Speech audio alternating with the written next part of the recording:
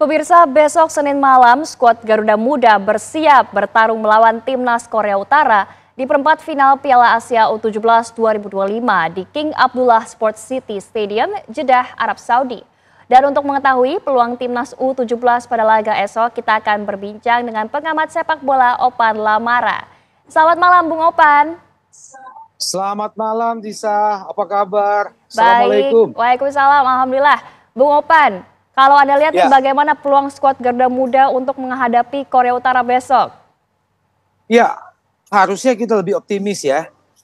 Selain karena kita sudah bisa mengkandaskan Korea yang jauh lebih kuat, yakni Korea Selatan di laga pertama. Korea Utara ya tentu gaya mainnya, selain itu gaya mainnya Korea Utara 11-12 lah dengan tetangganya itu, Korea Selatan.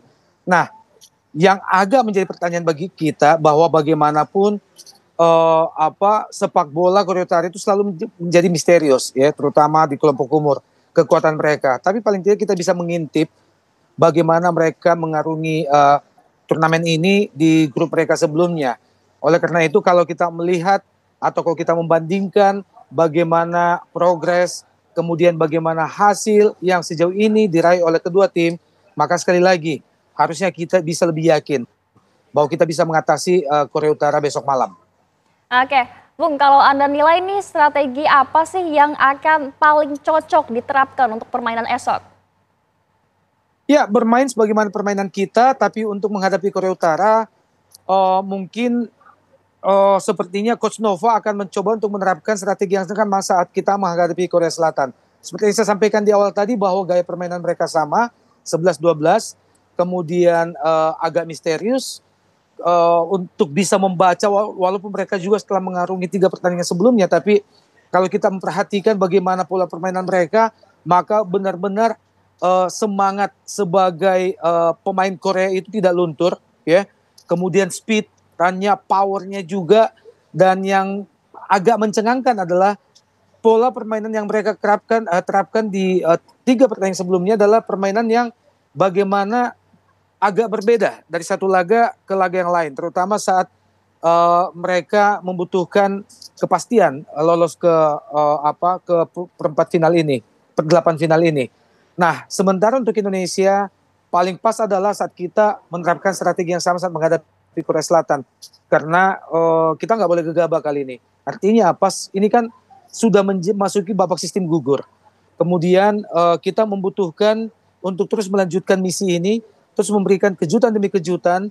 Indonesia saat ini sudah semakin berharap besar kepada tim ini, dan kita bahkan harusnya berkaca dari sini bahwa jika Korea Selatan saja bisa kita kandaskan, bisa kita kalahkan di pertandingan pertama, harusnya Korea Utara juga kita bisa atasi. Nah, kalau kita berbicara strategi, maka sepertinya Coach Nova akan menerapkan strategi yang sama yang digunakannya saat menghadapi Korea Selatan, yakni mencoba untuk menyusun counter attack secepat mungkin, mengandalkan serangan balik, kemudian merapatkan pertahanan dan tidak memberi celah ke pemain-pemain Korea, mengingat kecepatan mereka yang juga memang harus menjadi sesuatu yang dikhawatirkan ya.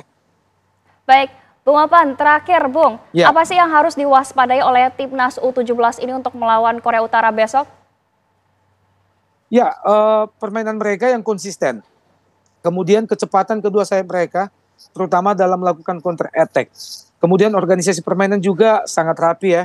Kita tidak melihat bahwa organisasi permainan yang mereka terapkan itu seakan-akan bukan anak di bawah 17 tahun lagi ya. Artinya mereka bermain sudah sangat matang.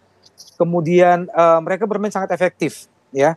Bermain efektif, mencoba untuk menekan tidak hanya dari sisi lapangan kedua sisi sayap dan kiri, tapi juga mencoba untuk mengkombinasikan dengan permainan tengah yang kadang tidak langsung ke depan.